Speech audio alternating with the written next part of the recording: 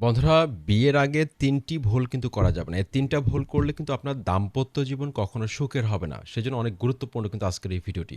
তো প্রথমত যে ভুলটা করা যাবে না সেটা হচ্ছে যে বন্ধুরা, আপনার যে পার্টনারকে আপনি বিয়ে করতে যাচ্ছেন, সেই পার্টনারটা রাজি আছে কিনা, আপনাকে পছন্দ করে কিনা, সেই বিয়েতে পরিপূর্ণ মত আছে কিনা, তার সাথে বিয়ের আগে দেখা করতে যখন যাবেন আপনি পাত্রীকে, সেক্ষেত্রে অবশ্যই জিজ্ঞেস করবেন আপনাকে তার পছন্দ হয়েছে কিনা।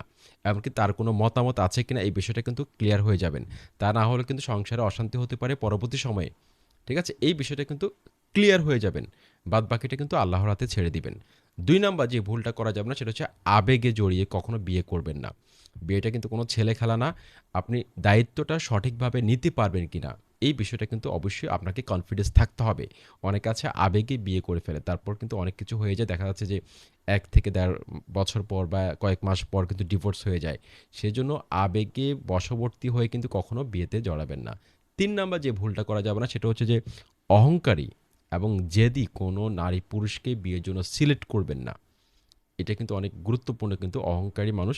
এতে করে কিন্তু দাম্পত্য জীবনে কিন্তু অনেক কলহ সৃষ্টি হতে পারে। এই ৩ টা বিষয় যদি খেয়াল করতে পারেন, বাদবাকিটা কিন্তু আল্লাহর হাতে ছেড়ে দিবেন ইনশাআল্লাহ।